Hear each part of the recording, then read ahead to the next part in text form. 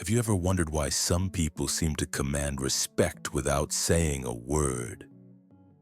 Why certain individuals walk into a room and immediately shift the energy, not through loud proclamations or desperate attempts to be noticed, but through something much more powerful, their selective presence. Maybe you've spent years being the person everyone calls when they need something, the one who responds immediately to every message, who drops everything to help others, who says yes even when your soul is screaming no. You've convinced yourself this is kindness, that this is what good people do. But what if I told you that this endless availability is not kindness at all? What if it's actually a prison you've built for yourself and the key to freedom lies in something that terrifies most people? Becoming selectively unavailable? Carl Jung understood something that most of us spend our entire lives learning the hard way. He knew that your availability is your power, and when you give it away freely, you don't just lose respect, you lose yourself. This video is for you who are tired of being taken for granted, for you who feel invisible despite always being present, for you who have given so much of yourself that you no longer recognize who you are without others' needs defining you. Today, we're going to explore one of Jung's most profound insights. That true transformation begins not when you become more available to the world, but when you become less available to everything that doesn't serve your highest self. Are you ready to discover what happens when you stop being everyone's emotional emergency contact? Because I'm about to show you how unavailability, when wielded consciously, becomes the most magnetic force you possess. The prison of constant availability. You wake up to 17 notifications, messages from friends sharing their latest drama, colleagues asking for favors that aren't really your responsibility, family members expecting immediate responses to questions that have waited years to be asked, and you respond to all of them because that's what you do, that's who you are. But here's what Jung understood that you're just beginning to realize: this constant availability isn't making you valuable. It's making you invisible. When you're always there, always responding, always accommodating, you become part of the background noise of people's lives. You're not a person with your own needs, desires, and boundaries. You're a function, a service, a convenience. Jung wrote extensively about what he called the persona, the mask we wear to be accepted by society. But what happens when that mask becomes so comfortable that you forget there's a real person underneath? What happens when your entire identity becomes built around being useful to others? You disappear, not physically but spiritually. You become a ghost haunting your own life, present in everyone else's story, but absent from your own. The cruel irony is that the more available you make yourself, the less people value that availability. It's basic human psychology. We don't treasure what we can have whenever we want it. We treasure what is rare, what is earned, what has boundaries. Think about the people in your life who command the most respect. Are they the ones who drop everything for everyone? Or are they the ones who choose carefully how they spend their energy? Who make you feel honored when they give you their time? Jung called this the shadow of helping, the dark side of our need to be needed. Because when we're constantly available, we're not actually helping anyone. We're enabling them to avoid developing their own strength, their own resilience, their own problem-solving abilities. And we're teaching them that our time, our energy, our peace of mind has no value. But what happens when you start to withdraw this constant availability? What happens when you begin to set boundaries, when you stop responding immediately, when you choose yourself over others' expectations? That's when the real transformation begins. The first thing that happens when you stop being constantly available is shock. Pure, undiluted shock from everyone who has become accustomed to your endless accessibility. Your phone will ring more when you stop answering immediately. Your inbox will flood with urgent messages when you stop responding instantly. People who haven't spoken to you in months will suddenly remember your existence when you're no longer at their beck and call. This isn't coincidence. This is psychology. Jung understood that we are all trapped in unconscious patterns of relating to each other. When someone suddenly changes the pattern, when the always available person becomes selectively unavailable, it creates what psychologists call cognitive dissonance. People don't know how to process this new version of you. Their unconscious mind, which had filed you away in the always accessible category, suddenly has to recalibrate. And that recalibration is deeply uncomfortable. They'll test you. They'll push harder. They'll create emergencies that somehow require your immediate attention. They'll guilt you, manipulate you, tell you that you've changed, that you're being selfish, that you're not the person they thought you were. And here's the truth. You're not. You're not the person they thought you were, because the person they thought you were was a projection, a fantasy, a function they needed you to serve in their life. The real you, the one with needs, boundaries, and the right to choose how you spend your energy, is someone they've never met. And that terrifies them. Because when you stop being available for their emotional emergencies, they're forced to face something they've been avoiding: their own capacity to handle their own life. Jung called this phenomenon projection withdrawal. When we stop being the screen onto which others project their needs, they have to look in the mirror instead, and most people are not ready for what they see there. But here's what's beautiful about this process. It reveals who in your life actually cares about you as a person and who only valued you as a service provider. The people who respect your boundaries, who understand when you need space, who appreciate your time more because it's no longer guaranteed. These are your people. The ones who get angry, who try to guilt you back into constant availability, who disappear when you're no longer endlessly giving. These people have shown you exactly what your relationship was worth to them. The power of strategic absence. Now comes the most important part: understanding the difference between being unavailable from weakness and being unavailable from strength. When you withdraw from fear, when you hide because you're hurt, when you disappear because you can't handle conflict, this is not power. This is simply another form of reactivity. But when you choose unavailability consciously, when you withdraw your energy because you recognize it's finite and precious, when you become selective about where you invest your presence, this is mastery. Jung wrote about what he called individuation, the process of becoming who you truly are, separate from the expectations and projections of others. This process requires periods of withdrawal, times when you step back from the world to reconnect with yourself. In these moments of strategic absence, something profound happens. You remember who you are when you're not trying to be what everyone else needs you to be.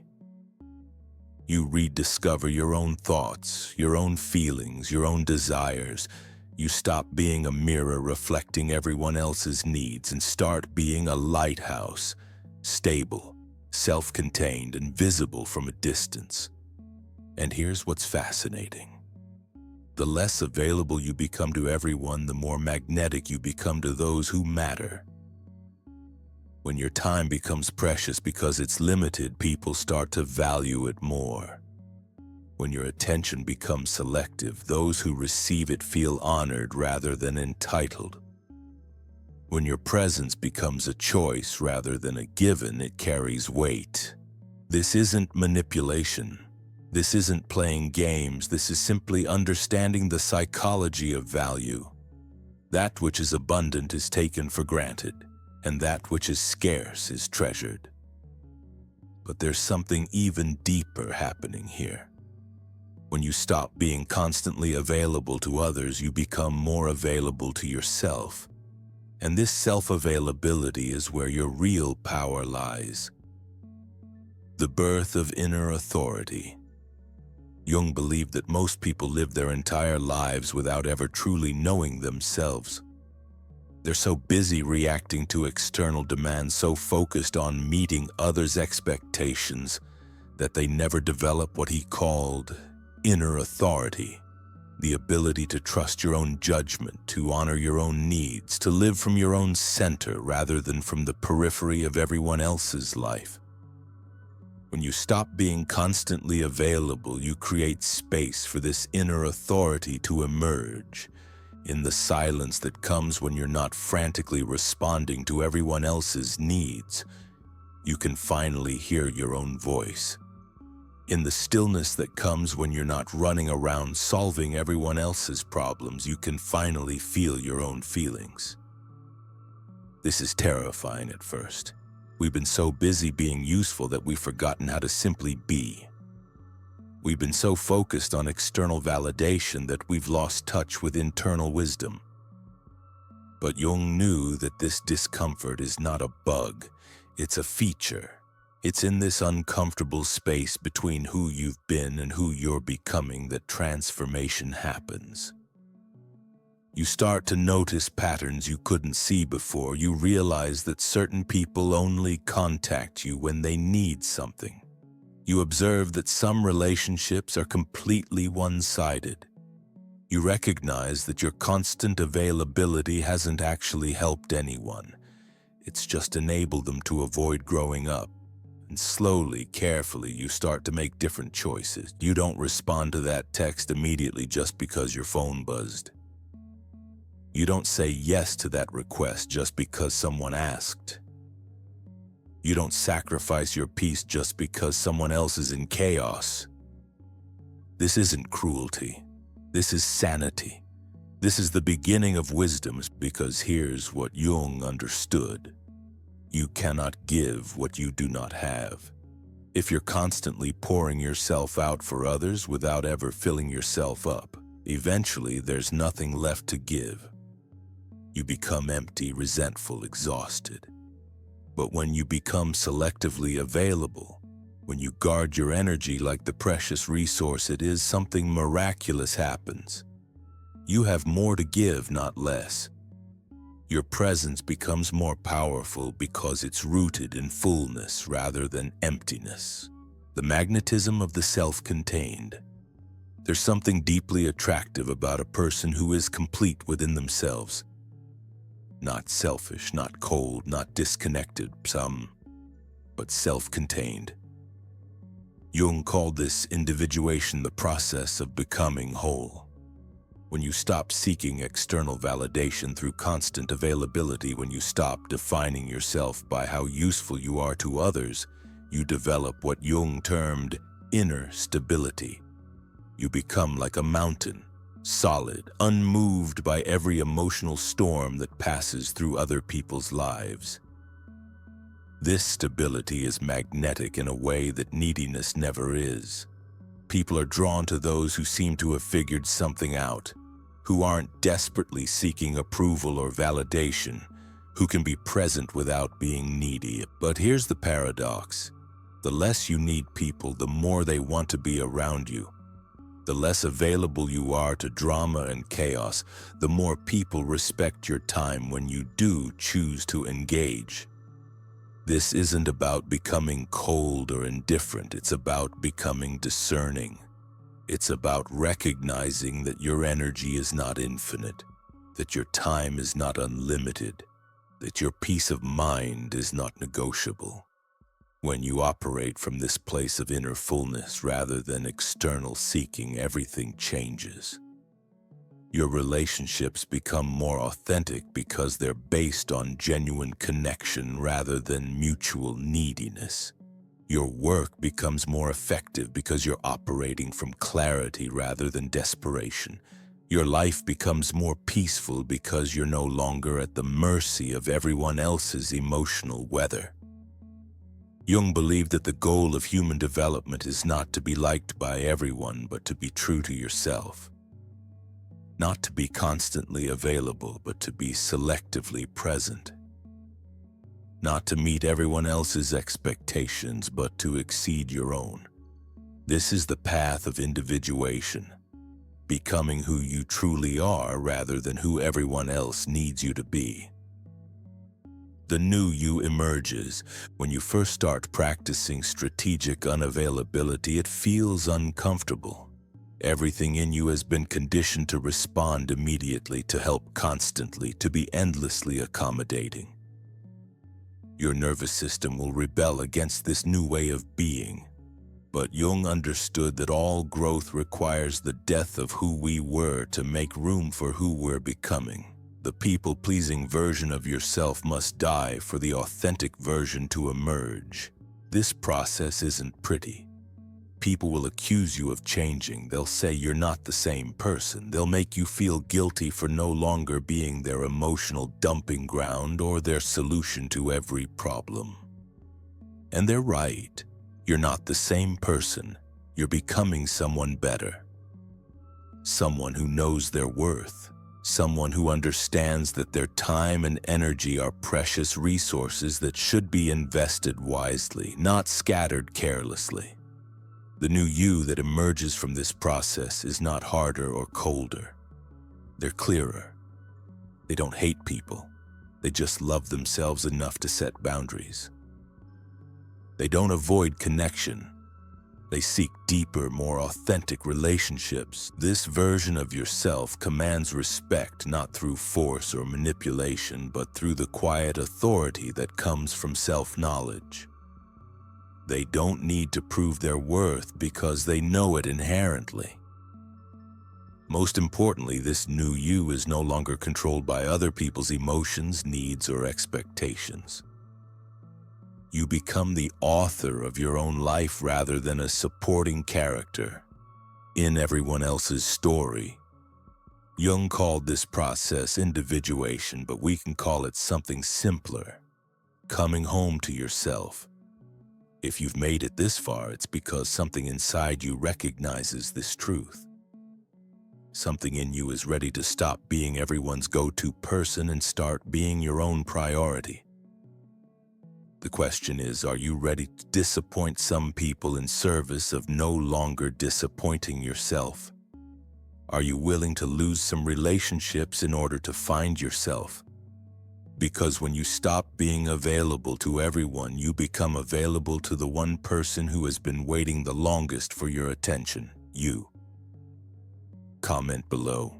I choose selective availability. Let's see how many are ready to reclaim their power through conscious unavailability. And remember, your presence is a gift, not a given. It's time the world started treating it that way. Don't stop here. Watch the next video where we'll explore exactly how to implement these boundaries without guilt or fear. Your transformation is just beginning.